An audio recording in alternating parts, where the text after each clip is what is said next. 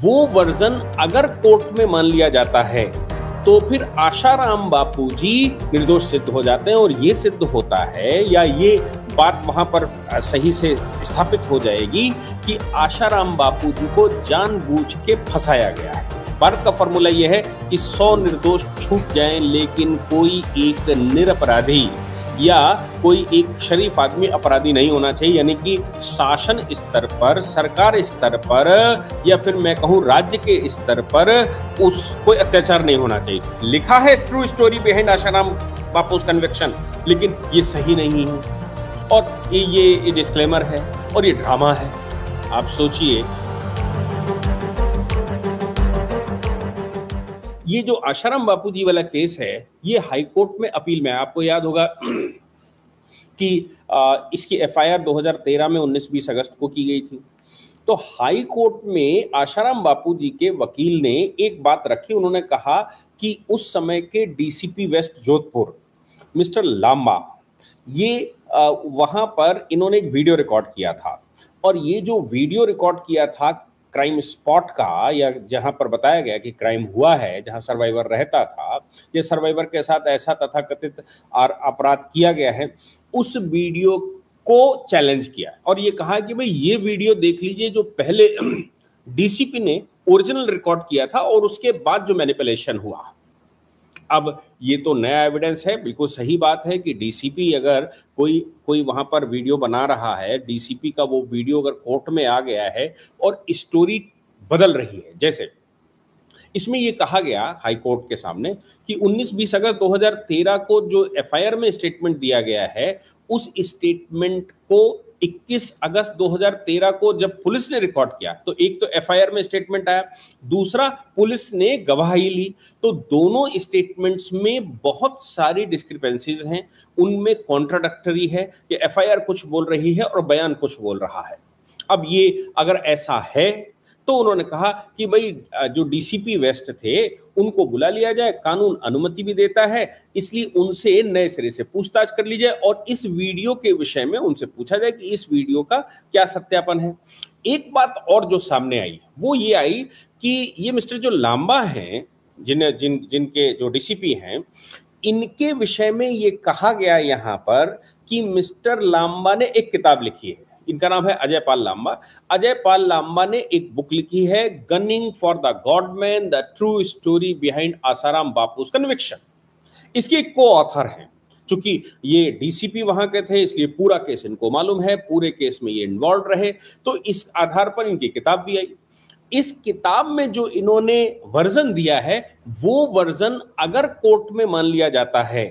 तो फिर आशाराम बापू जी निर्दोष सिद्ध हो जाते हैं और ये सिद्ध होता है या ये बात वहां पर सही से स्थापित हो जाएगी कि आशाराम बापू जी को जानबूझ के फंसाया गया है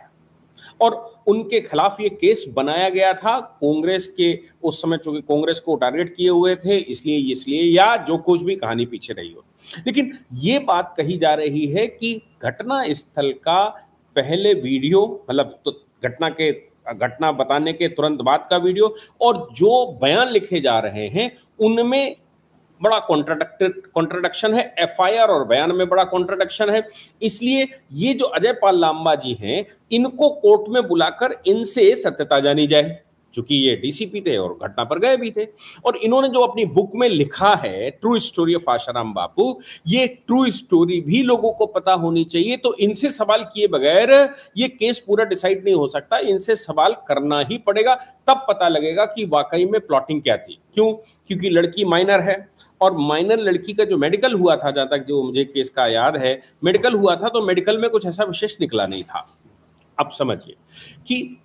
gunning for the godman, the true story behind Asaram Bapu में अगर कोई कॉन्ट्राडिक्टरी बात आती है जो एविडेंसेस से परे है, जो कोर्ट की फाइल से परे है, तो क्या सामान्यता मिलना चाहिए? सामान्यता तो बात यह है कि सेक्शन 391 जाहिरा शेख के मामले में सुप्रीम कोर्ट ने कहा था कि अगर अपील में फाइल फंस जाए तो फिर ऐसा कोई नया फैक्ट आ जाता है, कोई नया एविडेंस आता है तो उसको अप्रिशिएट किया जाना चाहिए, क्योंकि किसी के साथ भी इनजस्टिस। भारत का फॉर्मूला क्या है? भारत का फॉर्मूला यह है कि 100 निर्दोष छूट जाएं लेकिन कोई एक निरपराधी या कोई एक शरीफ आदमी अपराधी नहीं होना चाहिए, यानी कि शासन स्तर पर, सरकार स्तर पर,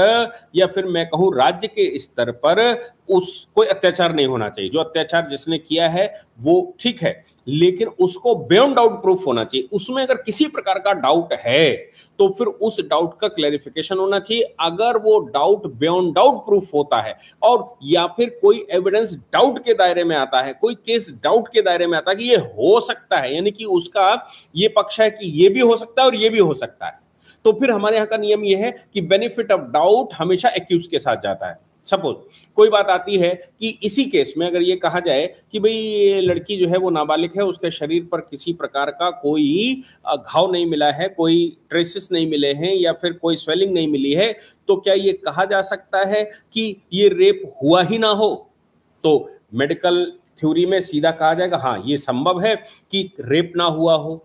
और ये भी संभव है कि हुआ हो लेकिन निशान ना पड़े हो। जैसे ही ये डाउट आ जाएगा कि इस मामले में वाकई में ये हो सकता है या नहीं हो सकता है, हो भी सकता है और नहीं भी हो सकता है, तो ये डाउट हो गया। इस डाउट का लाभ सदैव एक्यूज्ड को दिया जाएगा, क्योंकि हम नहीं चाहते कि डाउट का लाभ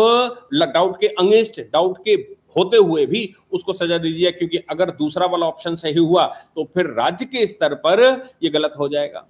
अब ये जो अजय पाल लांबा साहब हैं, इनको हाई कोर्ट ने समन कर दिया और कहा कि भाई आप बताओ, आगे आपकी बुक सामने आई है, आपके द्वारा रिकॉर्ड किए गए वीडियो सामने आया, आपको कोर्ट विटनेस की तरह यहां बुलाया जाता है, आप कोर्ट विटनेस बनकर यहां पर सवालों के जवाब दीजिए। मुझे नहीं लगता कि nothing was wrong in anything was wrong in this. मुझे नहीं लगता कि इसमें कुछ गलत था, क्योंकि एविडेंस तो हमारा जो जो जिस समय हम न्याय करने बैठते हैं उस समय हम सच्चाई बहुत बार जानती है कोर्ट, लेकिन एविडेंस नहीं होता जिसको हम कानूनन किताब पर, कॉपी पर नहीं चरितार्थ कर सकते, तो फिर हम उस पर सजा भी नहीं दे सकते। यानी कि ऐसा हमारे पास एविडेंस होना चाहिए जिसके आधार पर हम जजमेंट लिख सकें। अगर ऐसा एविडेंस हमारे पास नहीं है जिसके आधार पर हम जजमेंट लिख पाएं, तो फिर उस एविडेंस को हम कैसे अप्रिशिएट करें, ये एक बड़ी प्रॉब्लम हमारे न्यायालय के सामने रहती है। तो फिर अब अजय पाल लांबा को हाई कोर्ट ने तलब कर लिया था। उस बात को लेकर एसएलपी एक सुप्रीम कोर्ट आई। सुप्रीम कोर्ट में राजस्थान सरकार सुप्रीम कोर्ट चली आई और उन्होंने कहा कि आप हमारे उस समय के डीसीपी को कैसे कॉल कर सकते हैं, हाई कोर्ट क्यों, जब लोअर कोर्ट में सब कुछ हो चुका है तो हाई कोर्ट उनको क्यों उनसे सवाल जवाब करना चाहता है। हम उसका विरोध करते हैं, इसलिए सुप्रीम कोर्ट से उन्होंने गुहार लगाई कि भाई अपील अपनी सुने लेकिन हमारे डीसीपी को ना बुलाया जाए। हाई कोर्ट ने यह कहा था कि ये जो डीसीपी है ये उस समय विटनेस के रूप में लोअर कोर्ट में केस चलते समय छूट गया था, इसको लोअर कोर्ट के द्वारा बुलाया जाना चाहिए था, लेकिन चूंकि छूट गया था इसलिए अब हम इसको बुलाते हैं और इसका क्रॉस एग्जामिनेशन यहां पर करवाते हैं। राजस्थान सरकार कह रही है कि वो छूट नहीं गया था, हमने जानबूझकर उसको नहीं जाने दिया और साहब अब तो केस रफा दफा, अब तो जो केस में होना था वो हो गया है, इसलिए अब इनको दोबारा पूछताछ के लिए नहीं बुलाना जाना चाहिए। राजस्थान सरकार की तरफ से मनीष सिंघवी साहब खड़े हुए, आप सिंघवी सरनेम से समझ सकते हैं कि ये कौन कहां से आते हैं। उन्होंने ये कहा कि साहब जो ये जो किताब लिखी है जिसके आधार पर इनको बुलाया गया, gunning for the godman the true story behind Asaram Bapu's conviction, ये जो किताब लिखी गई है इसमें बहुत सारी चीजें ड्रामेटिकली लिखी गई हैं। अब देखिए ये किताब तो, और ये कह क्या रही है, मतलब आप किताब को सोचिए, gunning for the godman the true story behind Asaram Bapu, ये कह रही कि आशाराम बापू के पीछे की सच्ची घटना क्या है, सच्ची कहानी क्या है, हम ये लिख रहे हैं और इसका ऑथर अजय पाल लांबा है।